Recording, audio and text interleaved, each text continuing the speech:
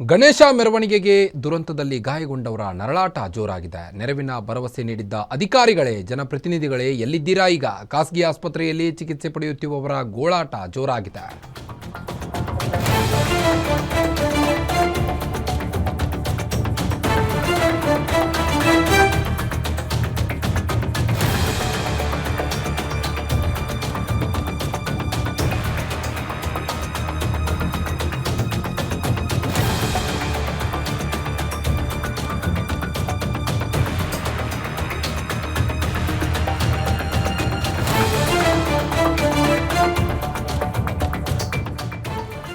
ಗಣೇಶ ಮೆರವಣಿಗೆ ದುರಂತದಲ್ಲಿ ಗಾಯಗೊಂಡವರ ನರಳಾಟ ಜೋರಾಗಿದೆ. ಹಾಸ್ಪಿಟಲಲ್ಲಿ ನೆರವಿನ ಭರವಸೆ ನೀಡಿದ್ದಂಥ ಅಧಿಕಾರಿಗಳೇ, ಜನಪ್ರತಿನಿಧಿಗಳೇ ಎಲ್ಲಿದ್ದೀರಾ? ಖಾಸಗಿ ಆಸ್ಪತ್ರೆಯಲ್ಲಿ ಚಿಕಿತ್ಸೆ ಪಡೆಯುತ್ತಿರುವವರ ಗೋಳಾಟ ಜೋರಾಗಿದೆ. ಹಾಸ್ಪಿಟಲಲ್ಲಿ ಬಿಲ್ ಕಟ್ಟಲಾಗದೆ ಸರ್ಕಾರದ ನೆರವಿಗಾಗಿ ಪೋಷಕರು ಕಣ್ಣೀರನ್ನ ಇಡ್ತಾ ಇದ್ದಾರೆ. ಮೊಸಳೆ ಹೊಸಹಳ್ಳಿ ದುರಂತದಲ್ಲಿ ಗಾಯಗೊಂಡಿರುವ ಹೃತ್ವಿಕ್ ಆದರ್ಶ್ ಅಪಘಾತದ ದಿನ ಆಸ್ಪತ್ರೆಗೆ ಭೇಟಿ ನೀಡಿದ್ದಂಥ ಡಿಸಿ ಮತ್ತು ಜನಪ್ರತಿನಿಧಿಗಳು ಚಿಕಿತ್ಸಾ ವೆಚ್ಚ ನಾವೇ ಭರಿಸ್ತೇವೆ ಎಂದು ಭರವಸೆ ನೀಡಿದ್ರು. ಈಗ ಎಲ್ಲಿದ್ದಾರೆ? ಡಿಸಿ ಆದ್ರೀಗ ಆಸ್ಪತ್ರೆಯತ್ತ ತಿರುಗಿಯೂ ನೋಡದ ಅಧಿಕಾರಿಗಳು ಈಗ ಖಾಸಗಿ ಆಸ್ಪತ್ರೆಯಲ್ಲಿ ಬಿಲ್ ಕಟ್ಟಿ ಎನ್ನುತ್ತಿದ್ದಾರೆ. ನಾವು ಎಲ್ಲಿಂದ ದುಡ್ಡು ತರೋದು ಅಂತ ಬಡ ಜನರು ಕಣ್ಣೀರನ್ನ ಹಾಕ್ತಾ ಇದ್ದಾರೆ. ಗಣೇಶ ಮೆರವಣಿಗೆ ದುರಂತದಲ್ಲಿ ಆದಂಥ ಒಂದು ಅವಾಂತರ ಇದು. ಈ ವೇಳೆ ಗಾಯಾಳುಗಳನ್ನು ಆಸ್ಪತ್ರೆಗೆ ಅಡ್ಮಿಟ್ ಮಾಡಲಾಗಿತ್ತು. ಈ ವೇಳೆ ಜನಪ್ರತಿನಿಧಿಗಳು ಹಾಗೂ ಅಧಿಕಾರಿಗಳು ಆ ಒಂದು ಹಾಸ್ಪಿಟಲ್ಗೆ ಭೇಟಿ ಕೊಟ್ಟಿದ್ರು.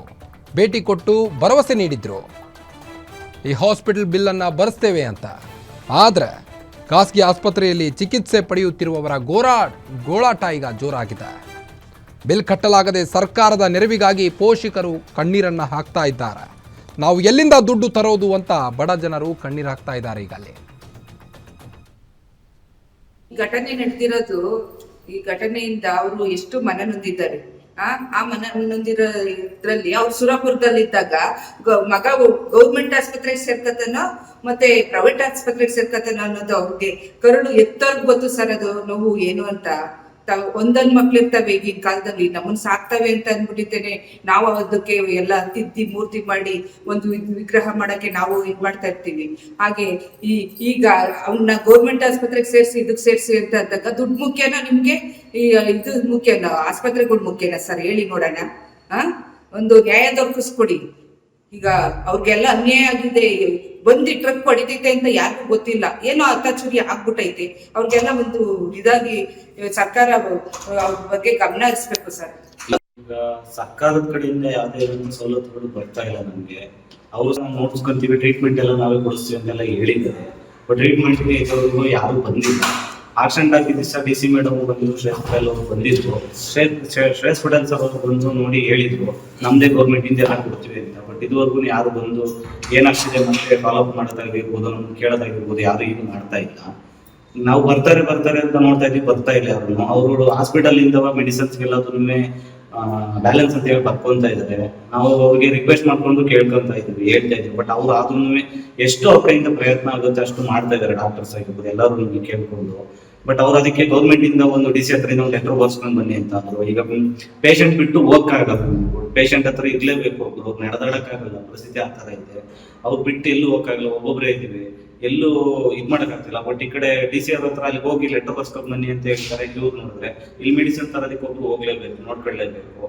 ಅವ್ರು ಡಿ ಸಿ ಮೇಡಮ್ ಬೆಳಗ್ಗೆ ಬರ್ತೀವಿ ನಾವು ಮತ್ತೆ ಏನಿದ್ರು ಎನ್ಕ್ವೈರಿಗೆ ಅಂತ ಹೇಳಿದ್ರು. ಮತ್ತೆ ಅವ್ರು ಬಂದು ಏನು ಎನ್ಕ್ವೈರಿ ಮಾಡಿಲ್ಲ, ಕೇಳಿಲ್ಲ.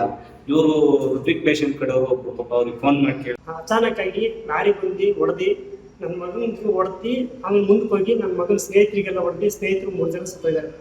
ನನ್ನ ಮಗನಿಗೆ ಫುಲ್ ಸೀರಿಯಸ್ ಆಗಿ ಫೋನ್ ಮಾಡ್ತೀನಿ 8:15 ಫೋನ್ ಮಾಡಿ, ಯಾರೋ ಫೋನ್ ಮಾಡಿದ್ರು ಸ್ನೇಹಿತರು ನಂಬರ್ ತಗೊಂಡು ನಾನು ಬರೋ ಅಷ್ಟೊತ್ತೊಳಗೆ ಅಲ್ಲಿ ಲೋಕಲ್ ಅವ್ರ ಜನ ಇನ್ನೊಬ್ಬ ಹುಡುಗ ಆದರ್ಶ್ ಅಂತೇಳಿ ಇದೆ ಆಸ್ಪತ್ರೆ ಇದ್ದಾರೆ. ಅವ್ರು ಬಂದು ಮಂಗಳ ಆಸ್ಪತ್ರೆಗೆ ಅಡ್ಮಿಟ್ ಮಾಡಿದ್ರು. ಅಡ್ಮಿಟ್ ಮಾಡಬೇಕಾದ್ರೆ ಅವರು ಒಂದು 20-25 ಸಾವಿರ ಖರ್ಚು ಮಾಡಿದ್ದಾರೆ. ಹುಡುಗರೆಲ್ಲ ಖರ್ಚು ಮಾಡಿ ಸೇರಿಸಿ ಅಡ್ಮಿಟ್ ಮಾಡಿ MRI ಸ್ಕ್ಯಾನ್ ಎಲ್ಲ ಮಾಡಿ ಅಡ್ಮಿಟ್ ಮಾಡಿದ್ರು. ಆ ಸಂದರ್ಭದಲ್ಲಿ ನಾವು 10 ಗಂಟೆಗೆ 10:30 ಬಂದ್ವಿ. ಬಂದು ನೋಡೋದಕ್ಕೆ ನಮಗಿನ್ನ ಆ ಸ್ಥಿತಿಲಿ ನನ್ನ ಮಗ ಏನು ಮಾತಾಡೋ ಪರಿಸ್ಥಿತಿ ಇರಲಿಲ್ಲ, ಹಂಗಿದ್ದ. ಆಗ ಡಿ ಸಿನೂ ಬಂದಿದ್ರು, ಏನು ಟ್ರೀಟ್ಮೆಂಟ್ ಬೇಕು ನೀಟಾಗಿ ಕೊಡಿ ಅಂತೇಳಿ ಇನ್ಸ್ಟ್ರಕ್ಷನ್ ಕೊಟ್ಟು ಹೋದ್ರು. ಆಮೇಲೆ ಈ ಶ್ರೇಯಸ್ ಪಟೇಲ್ ಸರ್ ಬಂದಿದ್ರು, ಬಂದೆಲ್ಲ ನೋಡ್ಕೊಂಡು ಹೋದ್ರು. ಆಮೇಲೆ ಬೆಳಿಗ್ಗೆಯಿಂದ ನಾವು ಅವತ್ತಿಂದ ಟ್ರೀಟ್ಮೆಂಟ್ ಇಲ್ಲೇ ಕೊಡಿಸ್ತಿದ್ರು ಕೂಡ ಈಗ ಅವರು ಬಿಲ್ ಕಟ್ಟಿ ಅಂದರು. ಅವರು ಇವ್ರಿಗೆ ಕೆಲವರಿಗೆ ಖಾಸಗಿ ಆಸ್ಪತ್ರೆಗೆ ರೊಕ್ಕ ಕಟ್ಟಬೇಕು ಅಂತಂದ್ರು. ಹಾಗಾಗಿ ನಮ್ಮ ಬ್ಯಾಲೆನ್ಸ್ ಅಂತ ಬರ್ಕೊಳ್ಳಿ ಸರ್, ಸರ್ಕಾರ ಹೇಳಿದೆ ಕೊಡುತ್ತೆ ಅಂತೇಳಿ ಅಂತ ಒಂದು ಮಾನ್ಯ ಸಚಿವರು ಹೇಳಿದ್ದಾರೆ, ಕೊಡ್ತಾರೆ ಅಂತ ಹೇಳಿದ್ರು. ಆದರೆ ಇಲ್ಲಿ ಕೇಳಿದ್ರೆ ಅದು ನನಗೆ ಗೊತ್ತಿಲ್ಲ, ಬಿಲ್ ಕಟ್ಟಬೇಕು, ಅದು ಯಾರು ನನಗೆ ಹೇಳಿದಂದ್ರು. ನಿನ್ನೆ ನಾನು DC ಮೇಡಮ್ಗೆ ಕಾಲ್ ಮಾಡಿ ಕೇಳಿದೆ, ಅಲ್ಲ ಕಣಪ್ಪ ನೀನು